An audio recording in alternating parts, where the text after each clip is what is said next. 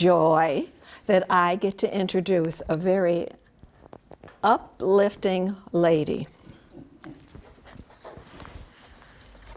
I have been feeling a little down, and I got a surprise phone call out of the blue from Nancy, and she just asked how I was doing, and that just made my week, not just the day. Nancy lives in Lilydale full-time.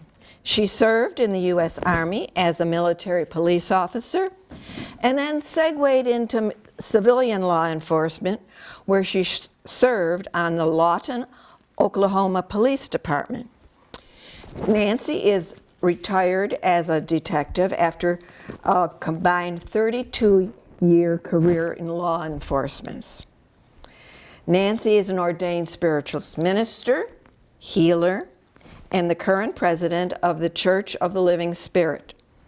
Nancy is a certified 300-hour RYI yoga instructor, group fitness instructor, and crystal sound bowl intuitive. And as a hobby, Nancy is a marathon runner, a poet, and a photographer. Nancy is a consummate seeker of understanding of all things in the here and the hereafter. And may I present Nancy Lombardo. Thank you. Thank you, thank you, thank you, thank you. Thank you for inviting me to speak when Joanne emailed me and told me the topic and theme, light and shadow. I was like, oh. She goes, we don't have to do this month. I think, but I like that topic. I really like it. But then, I have to come after you speaking last week. I'm like, oh, because you're such a great speaker. You are such a great speaker. And then you had the perfect weekend with the eclipse. So I thought, well, how can I top that? But honestly, when she gave me this topic, light and shadow, of course, my first thought was to take it literally, right? And I got some walkers here. I definitely got walkers. I got runners in the house. So my first thought of light and shadow was, of course, running all the time and your shadow, your literal shadow on the ground. And we've all seen it, right?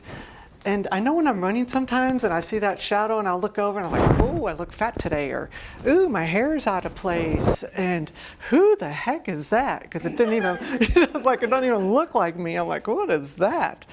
So I have to tell you, when I'm running and I don't see a shadow and I'm in my light and the light is coming at me and it's just me, I feel so much better and lighter and brighter. And it got me thinking, are you going to walk in your shadow or walk in your light?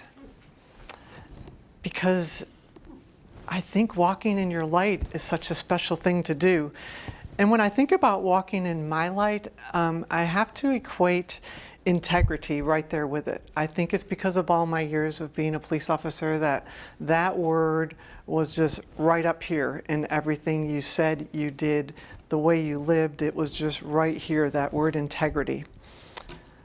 I love quotes. I'm not a big reader, but I love quotes. I love poetry. And I found this quote by Terry Williams, and it goes as follows: "To hold silence and to be silenced are two very different experiences."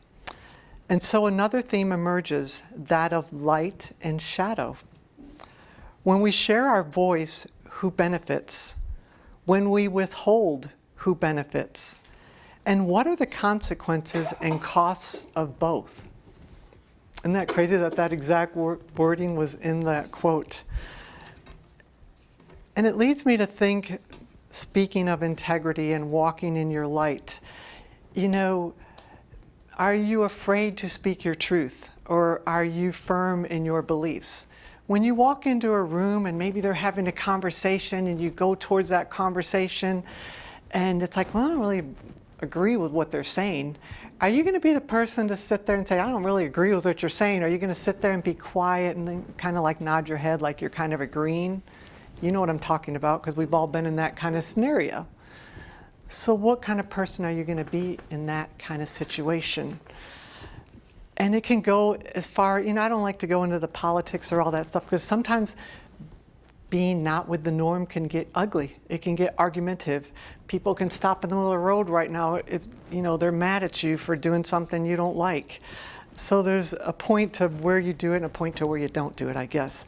But I got to tell you, on my time on the police department, I went through a grand jury investigation and a district attorney's investigation during my 30-year career. And I had to testify in both of those. And let me tell you, as a police officer with other police officers, boy, does that really test your integrity and who you are as a person.